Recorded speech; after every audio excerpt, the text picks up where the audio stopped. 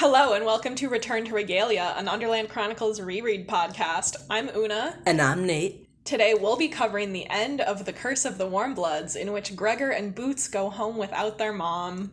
Yeah, should we get right into it? Let's do it. Where we left off, Luxa had just broken the news to Gregor that his mom won't be well enough to travel for months. Chapter 27 begins with Gregor racing to the hospital while Luxa calls after him. He ignores his stitches popping open and finds a doctor to ask about his mom, but they just order him to be carried back to bed. That's my favorite thing. He found a guy who looked like he was in charge, and apparently he was in charge because he made Gregor go back to bed. Yeah, it's a good line. They drug him without answering his questions, and he wakes later to Vicus telling him to stay in bed so the doctors don't restrain him. Gregor calms down mostly because he sees how tired Vicus looks. Vicus explains that Grace can't leave Regalia yet, both because she's not well enough to travel and because if she's not completely cured, she might spread the plague to the overland. Vicus asks for Gregor's help with convincing Grace to stay, and eventually he agrees. He asks about Solivet, and Vicus explains that she's under house arrest while the investigation takes place. I want to imagine that there is an ankle bracelet of some kind. I don't know how it works. Maybe it's attached to a bat. Something like how they somehow get the moths to, fly in the doorway so that if you walk through the moths, it, alerts the bats. But, they put something like that on Solivet's house. Yeah. Vicus says, "Things are not easy between us," which is an understatement, and explains that Solivet ordered the plague to be created so she could use it as a weapon, just like Ripper had suggested. Vicus says, "We are very different people, Solivet and I." And Gregor says it's weird that they're married, but immediately wonders if that was impolite. He just kind of blurts it. That's so funny. Wow. Such a funny thing to say. For as much as Gregor tries to be so polite, and he is, he's very respectful, he gives respect where respect is due, but he also does have, a few choice moments of, blurting things out. Yeah. Because he still is a 12-year-old kid. Yeah. He has a Percy Jackson moment. Yes, exactly. Vicus just smiles and says, "It has always been something of a puzzle to both of us as well." I was wondering, why do you think they're together? Do you have any theories? I just assumed it was, they just have a complicated relationship and like each other more than they hate each other. But we really don't know if there's, betrothal or, arranged marriage since they do have a kingdom going on. Because I've seen people theorize on Tumblr and whatnot that their marriage was some kind of, arranged political thing. Mm-hmm. Because they're both, important in Regalia. I guess I don't know when they were married. It must be, for a really long time, though. Cause they have adult children. But, they had adult children. They still have one left! Oh, do they? Oh, good for them. They have one left. Susanna. Howard's mom. Oh, nice. Yeah. So, they must have been married for a while, but, even they still could have been, in their current jobs when they got together. Solivet could have already been, a high-up military person. Oh, I always forget that she's not the queen. Luke's is the queen. Yes. Solivet is the general of the army. Yes, so it's not we're married and now we're king and queen. They already had a thing going on. Yeah, they're not even part of the royal line. Oh, right. I always forget about that. Yeah. Because they are Lux's mom's parents, and Lux's dad was the royal one. Okay. So, but, Vicus is a diplomat. So he's, in the palace all the time, and I guess he's on the council or whatever. Uh-huh. So, they're very important. Even though they're not royalty, they're still, in that sphere of influence. Yeah, the court. Yes, exactly. I would wonder if they married, it was their free choice, but they also did it strategically. Vicus was I can calm your ruthless side, and Solivet was I can give you realistic expectations. Yeah, I think that part of it must be a little bit of opposites attract. Yeah. But yeah, I don't know what to think. I need that Solivet prequel. Yes. That Songbirds and Snakes style reboot. Rats and rodents. That's redundant. Yeah. Gregor spends 2 days in bed, which gives him too much time to think. When Nerissa comes to visit, he asks her why they had to go on the quest at all, since the cure was in Regalia the whole time. She points out that the prophecy never said that the plague would destroy the Warmbloods. It said, quote, if the flames of war are fanned, all Warmbloods lose the Underland. What she means is that if they hadn't gone on the quest, they never would have figured out the truth about the humans creating the plague. The rats never would have received the cure, and they would have attacked the humans to get it from them. So, like, war has been prevented, or at least delayed. Yeah. Like, because of how it all went down. I like that Sandwich apparently has, like, a far-sighted view. Like, he has enough distance to be like, yeah, they're going to try to stop the rats from getting the cure. If he even was predicting this exact situation. He was like, sometimes my people will do the wrong thing, and I gotta mess with them a little bit to make sure that the right thing happens. Yeah, last episode, Mike was talking about how he thinks that, like, each of Sandwich's prophecies are, like, him trying to tell the Regalians something about themselves. Ooh, uh-huh. And I'm not sure if I'm saying that exactly right, but, like, I thought that was really interesting. Like, I think I want to look at that more as we go on through the next two books. That would be interesting.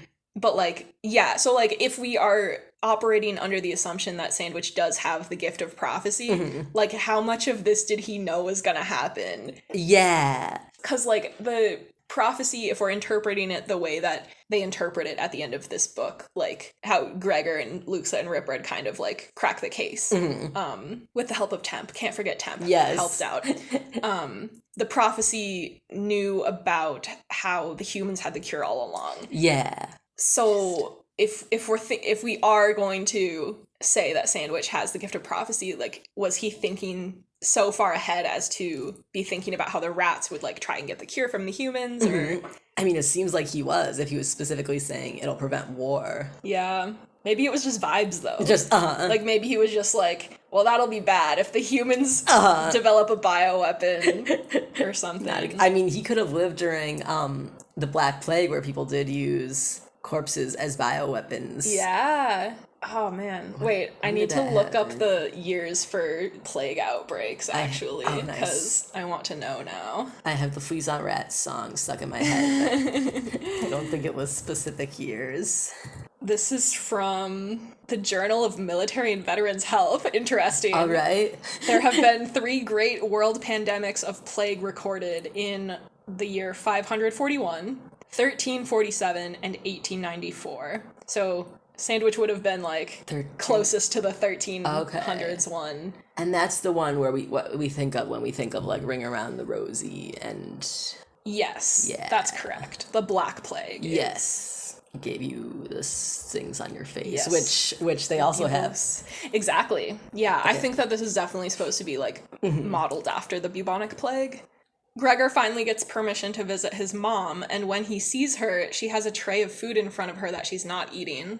The purple bump on her face looks smaller, but she's almost too weak to hold her spoon.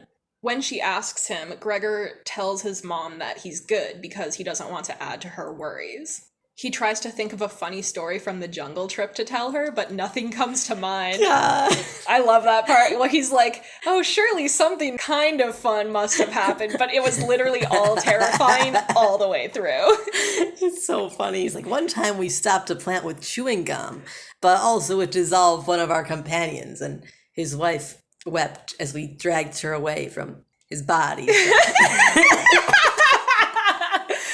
Oh my god, literally. Even, like, the first 2 books had, like, moments, I feel like, that were good. Like, I'm thinking in Prophecy of Bane when Howard is, like, singing Boots the song about washing her toes. Yeah. That's cute. And, like, the fireflies are funny. Yeah. I guess not so much in the first book either, but... Ripred's funny. I feel like Ripred. Yeah, it's true.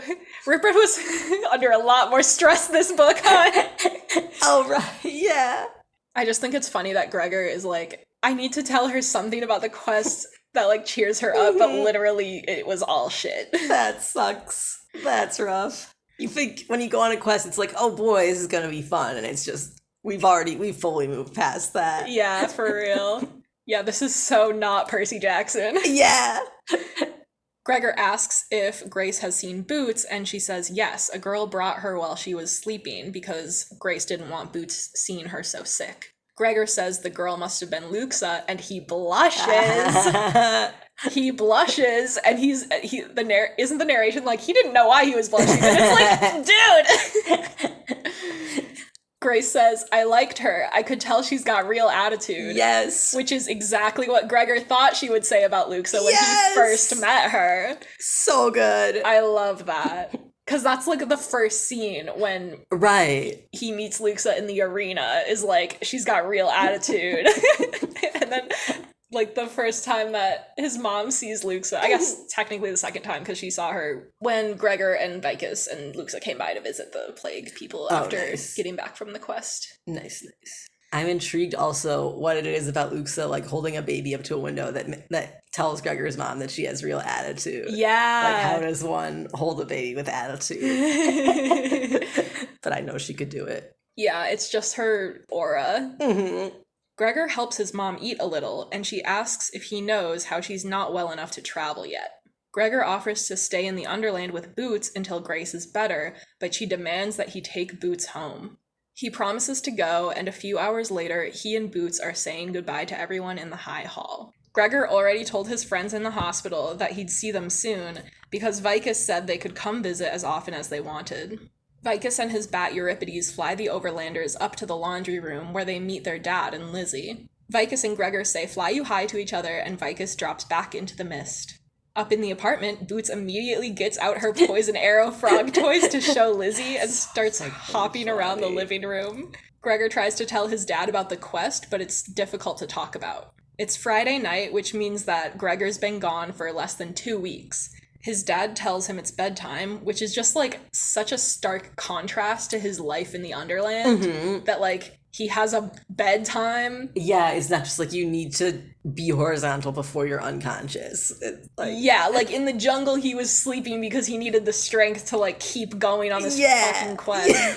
And then at home, it's so much more mundane and domestic to be like, it's bedtime. Yeah. Yeah, that's so true. Yeah. And I feel like, but it's also, he needs that. Like, he needs his dad to enforce that kind of stuff. And absolutely. His dad knows it as well. Yeah, it also just reminds me how young he is. Like, yeah, he's 12. He does have a bedtime. Yeah.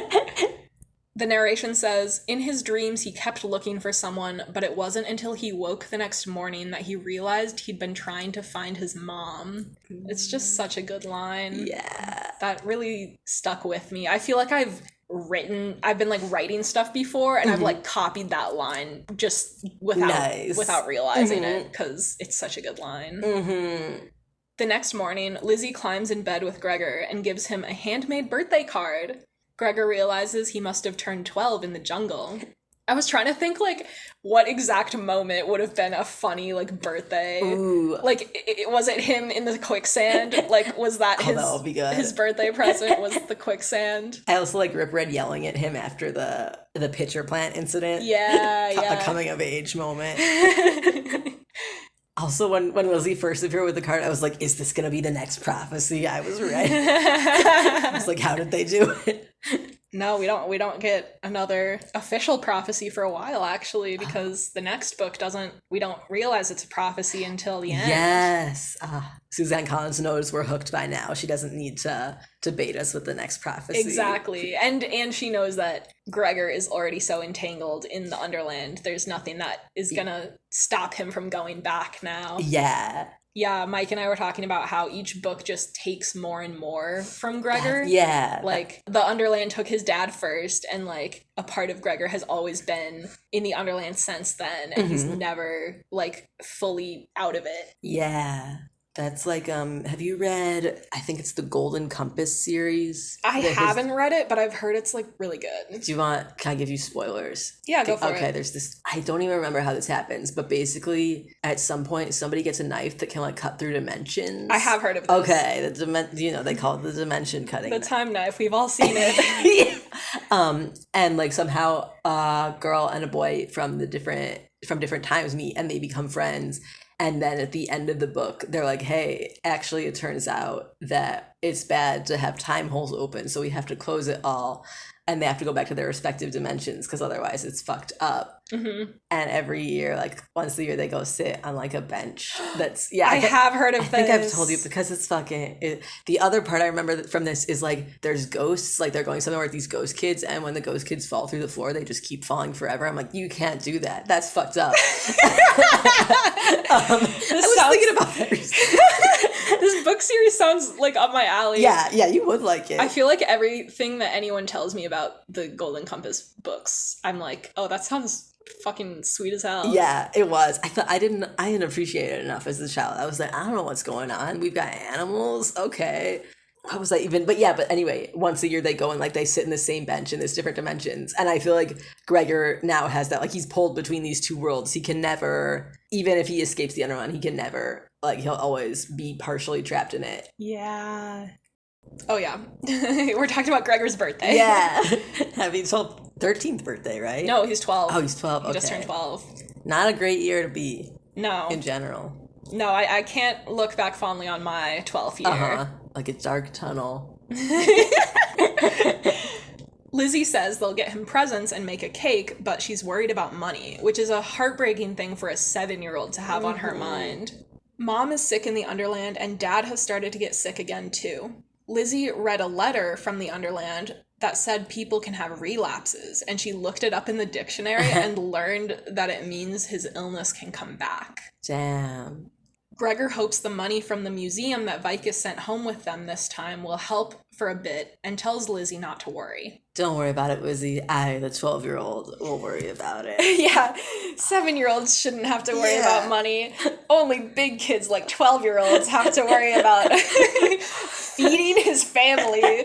Like, God. Oh, sort of related. I just had an idea. You know how like the rats will go and like, or like Rip Red can go to libraries? They just need like some kind of system where rats go and like steal money from people and bring it back, and then Gregor's family can have it. Like nobody even, if somebody in New York was like, yeah, the rats have started stealing money from people, it would just be like, okay, sure. Like they could get a good amount of money. I feel like Gregor and his family are too noble to accept thieved. Maybe Rip Ray could just do it and not tell them and hope and like wait for them to catch on. But until then, I'm not sure that Rip Red would put himself up to that task. Well, he doesn't have to put himself up to it. He just tells his underlings. He just tells his bros on the overworld. His Underland little bros. That's funny. Yeah. They look up to him because he's large. Yeah, literally. They look up to him. It's Saturday morning, so Gregor decides to go to Mrs. Cormacy's like normal because they'll need the money. Which is just wild that he got back from this quest and like everything sucks and his mom is gone and he's just like, well, Saturday morning again. Yeah. Guess I gotta get over to Mrs. Cormacy's. Business as usual. Business as usual. It's like how you expect, like when something really bad happens, it's like the world should stop, and it's like, no, it's still going. Yeah, everything just keeps happening. Lizzie explains that they told everyone Gregor and Boots got the flu again, and Larry and Angelina brought over his homework. He despairs at the 2 weeks of homework he'll have to catch up on, but when Lizzie says they had 2 snow days, so it's really only 8 school days, he says, okay, then things are looking up, and pokes her in the stomach to make her laugh. I love that he's just like trying so hard to make things normal. Yeah. And be optimistic. Yeah, even if he's not really feeling it. He's like, I gotta make my little sister laugh.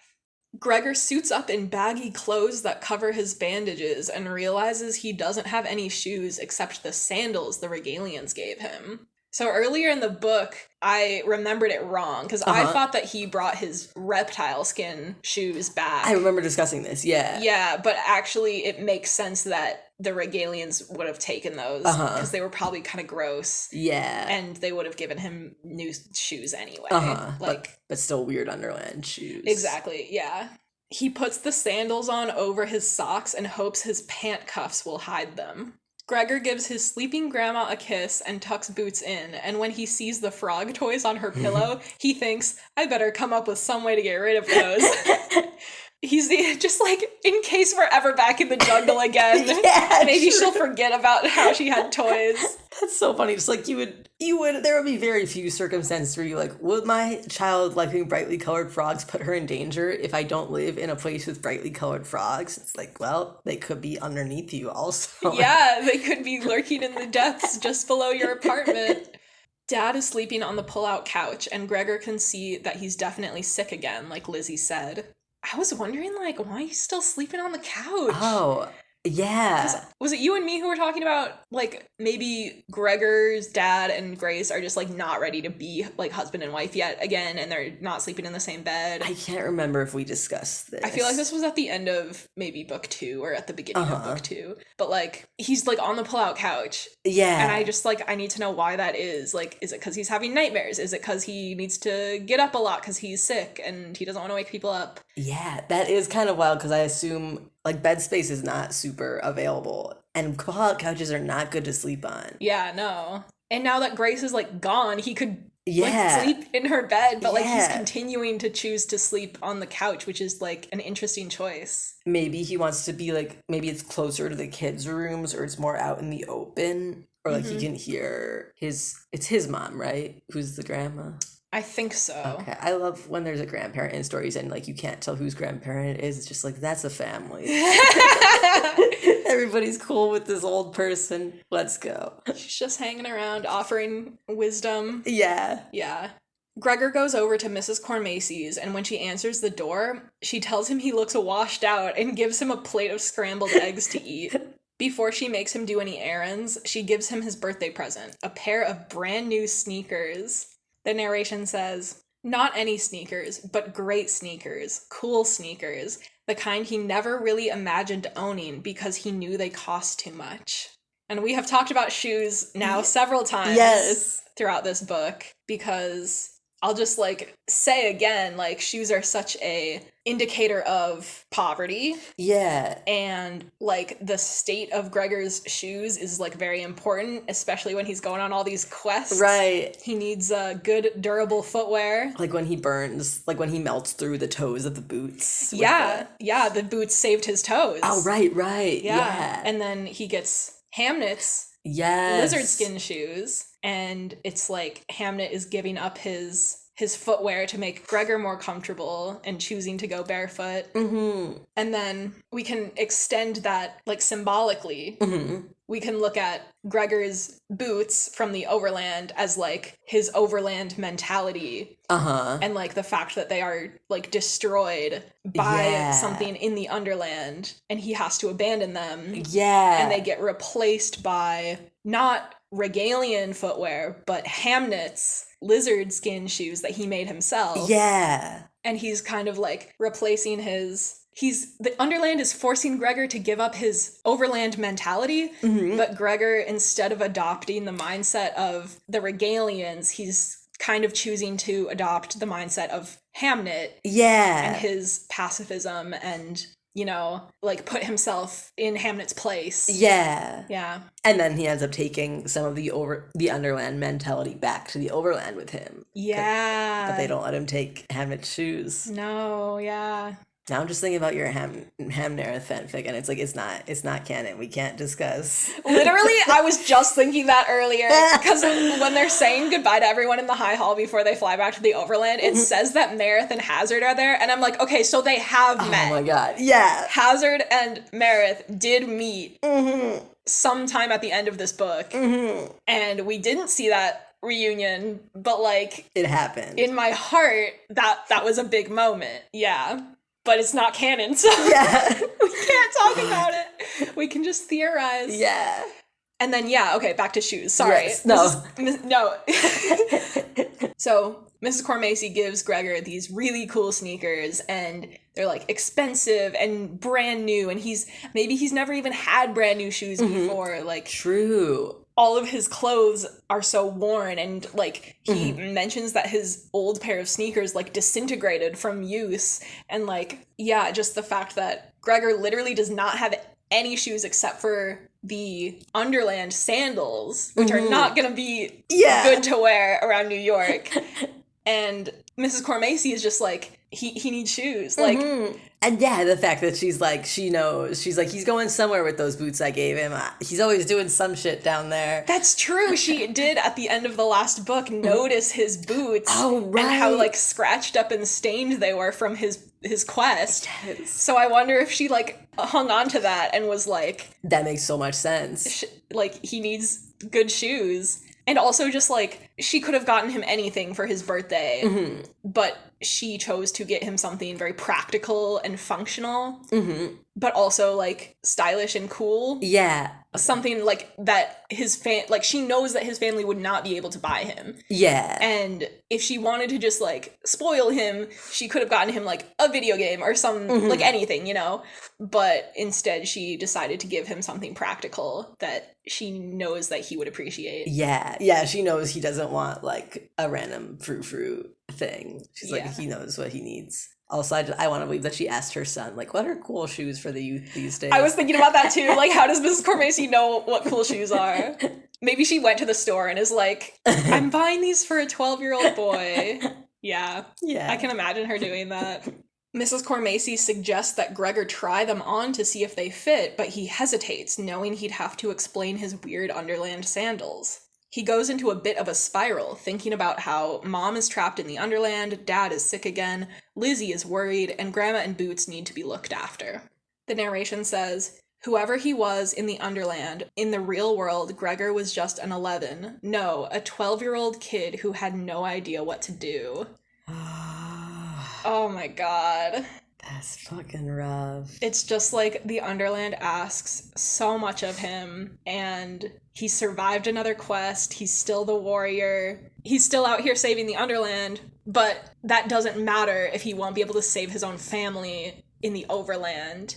And it's just, like, so interesting, the juxtaposition of, like, in the Underland, he's dealing with these, like, violent and complicated political situations. Mm-hmm. And he's, like, literally in, like, life-threatening danger in a very, like, immediate way. Mm-hmm. And then when he goes back to the Overland, it's, like, a different kind of life-threatening danger. Yeah. And he's like, I feel like in the Underland, he's treated more like an adult. Like, people expect him to be able to handle these things. And then the Overland, it's like, if a 12-year-old comes in and says, like, can I have a job so I can get money for my family? You're like, that's illegal. I can't. Like, he doesn't, like, he's protected in some way in the Overland, but it doesn't help him. Yeah. He's less able to to make change in the Overland. Mm-hmm. Like, he has more influence on the Underland, even though it's very dangerous. He is able to, like, fight the things that are after him in the Underland. Yeah. I mean, the plague was not something that he could fight, but, like, it was something that he could do something about. Like, he chose to go on a quest to save his mom, because that's, like, the solution to his problem is that, like, Mom has the plague,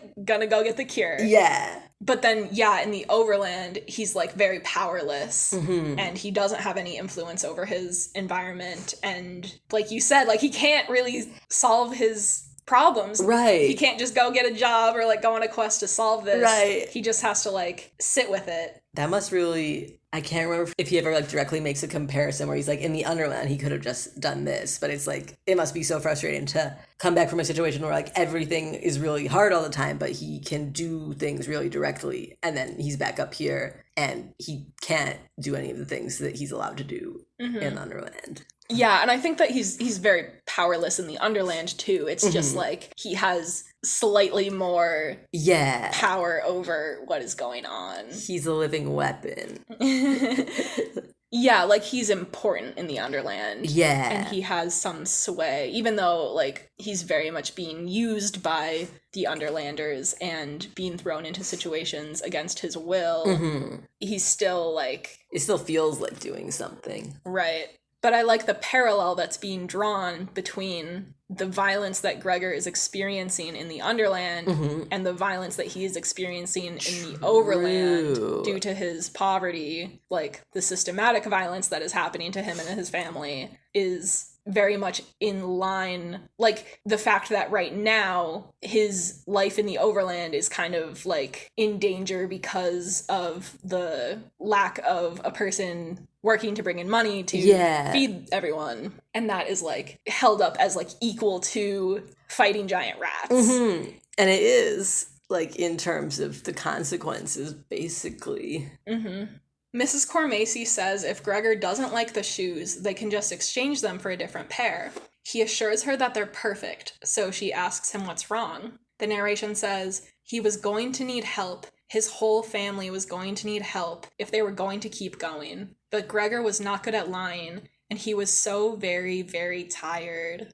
Which is just, like, a really good line. Like, ever since the beginning of this book series, he's been lying about, like, why, like, his dad's disappearance, and he is lying about being in the Underland, and, like, he's gonna have to lie about where he got his scars. Right. He's just, like, acknowledging in this line, like, I don't want to lie. I don't want to have to constantly hide this part of my life because it's exhausting. Mm-hmm. And he's just, like, so tired of having to be worried about, like, keeping this secret. And it's been a issue trying to keep it from Mrs. Cormacy for, like, a while now. She's so fucking nosy. Yeah, she's all up in this family's business.